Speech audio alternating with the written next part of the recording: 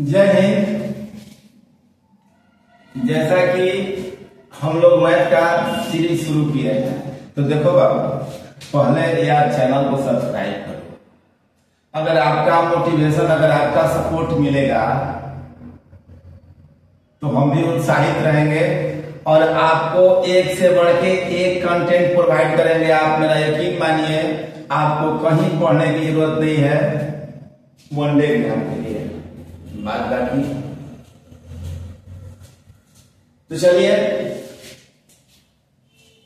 हम लोग LCM HCF पढ़ना शुरू किए थे। एलसीएम एचसीएफ, ठीक है। आप छोटे छोटे संख्याओं को लेकर के सबसे पहले गुणनखंड विधि से निकालना शुरू कीजिए। धीरे धीरे आपका रिदम बनेगा, विश्वास आएगी और धीरे धीरे आपके अनुसार सारा कुछ घटित होने लगेगा और आपका मैथ पकड़ बनते जाए। तो चलिए, जैसे एक संख्या है 18, 24, 36, 48, ठीक है। अब देखिए, अगर 18 को हम फैक्टराइज करते हैं तो होता है 2 दूनी 4, 2 दूनी 4, 2 तिहाई 6, 6 तिहाई 18, ठीक है। 24 को अगर फैक्टराइज करते हैं तो 2 दूनी 4, 4 दूनी 8 और 3 है 24। 36 को करते हैं तो 2 तिहाई 6, अच्छा 2 दूनी 4, 6 तिहाई 12 और तिहाई 6। 48 को करते हैं 2 दूनी 4, 4 दूनी 8, 8 दूनी 16, 16 तिहाई। अब ये किसी को आप बेस मान लीजिए, ये देखिए 36 है और ये 48 है। आप किसी एक संख्या को बेस मान लीजिए। अगर 48 वाले को आप बेस माने तो 2 गुना 2 गुना 2 गुना 2 गुना 3। अब देखिए, इसमें 2 भी है, 3 भी है, एक 3 नहीं है। अब इसमें देखिए 2 भी है, दूसरा 2 भी है, तीसरा 2 भी है और 3 भी है। मतलब यहां से कुछ नहीं लिखना है। 36 में देखिए 1 2, दोनों 2 है, एक 3 है, दूसरा 3 भी है। मतलब अब कुछ नहीं लिखना है। यहाँ आया था 48, 48, 38, 24, 3, 12, 146, ठीक है। अब देखिए, अगर आप धीरे धीरे इसको फैक्टराइज करते हैं, अगर धीरे धीरे फैक्टराइज करते हैं तो आपका रिदम बनेगा। अब इसी क्वेश्चन को अगर मान लीजिए कि बनाना हो, इसी क्वेश्चन को बनाना हो, देखिए मान लीजिए कि इसी क्वेश्चन को अगर बनाना हो, देखिए अभी पीडीएफ आपको कहीं नहीं मिलने वाला है। पीडीएफ के लिए या तो इसका बोर्ड का फोटो खींचा जाएगा या आपको कॉपी और कॉपी पे मतलब लिख के उसका फोटो खींच के प्रोवाइड किया जाएगा। तो अभी नहीं बन पाया वैसा रिदम, इसलिए वीडियो को पॉज करके और आप लोग कॉपी करने का प्रयत्न करेंगे, स्क्रीनशॉट ले लेंगे, बाद में लिख लीजिएगा। तो चलिए, हम किसी एक संख्या को बेस मानते हैं। मान लीजिए हम 18 को बेस मान, 48 को बेस मान लिए 48। अब इसको देखिए और इसको देखिए, 48 को हम 24 गुना 2 में तोड़ सकते हैं इसके अनुसार। 18 को हम 6 गुना 3 में तोड़ सकते हैं। अब देखिए, 24 को हम 6 गुना 4 में तोड़ सकते हैं। ये 24 मेरा खत्म, 6 यहां से निकल के आ गया 3। आई बात समझ में? अब 24 देखिए, 48 को हम तोड़ दिए हैं 24 गुना 2 में,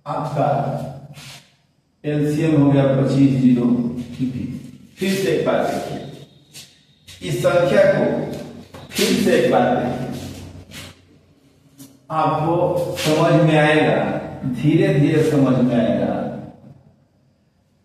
और आप लोग वीडियो पूरा देखिएगा तो धीरे धीरे बड़ा वीडियो बनने लगेगा। क्योंकि आप लोग देखते नहीं है इसलिए मोटिवेशन नहीं मिलता है। अब देखिए, मान लीजिए कि आप कहिएगा कि हम छोटे वाले को बेस मान लेते हैं, मान लीजिए। अब देखिए, अगर 63 को आप तोड़ते हैं तो 9 गुना 7 होता है, और 72 को तोड़ते हैं तो 9 गुना 8 होता है। मतलब 9 दोनों में कॉमन है, 8 नहीं। आई बात समझ में? अब 180 को तोड़िए तो 9 गुना 20 होता है, 9 इसमें कॉमन है। अब 20 को तोड़िएगा तो 4 गुना 5 होता है, 4 इसमें है, 5 नहीं। आई बात समझ में? तो 63 गुना 40, 36 12, 6 6 का 24 है, 25, 2520। आई बात समझ? अब देखिए, एक संख्या होती है, आपको दे देगा। इसमें हमको लगता है कि अब आप लोगों को बताने की जरूरत नहीं है। एक भिन्न से रिलेटेड बात आती है, भिन्न से रिलेटेड बात आती है कि कोई संख्या दे देगा 1/3, 1/5, 2/6, 3/7, बोलेगा कि इसका एलसीएम निकालिए। तो देखो बाबू, कुछ नहीं करना है। ऊपर वाले पार्ट मतलब अंश का एलसीएम और हर का एचसीएफ। अंश वाले का एलसीएम मतलब ऊपर वाले न्यूमरेटर का एलसीएम, डिनोमिनेटर का एचसीएफ। अगर अब देखिए, ऊपर का एलसीएम निकालते हैं तो 2 गुना 3, और नीचे का एचसीएफ निकालते हैं तो 1। मेरा एलसीएम निकल गया 6। अगर यही बात बोलता कि हमको एचसीएफ निकाल के दीजिए, तो अगर एचसीएफ निकालने के लिए बोलेगा तो ऊपर वाले का एचसीएफ और नीचे वाले का एचसीएफ, ऊपर वाले का एचसीएफ अगर निकालते हैं तो आपका 1 आएगा, और नीचे वाले का एलसीएम निकालते हैं तो देख लीजिए 6 को बेस माने, ये 3 मेरा आ गया, 5 नहीं आया, 7 नहीं, 6 5 30, 30 7। आई बात समझ में? तो कल से हम लोग लैंग्वेज वाले सवाल को हल करेंगे। अभी आज के लिए इतना ही।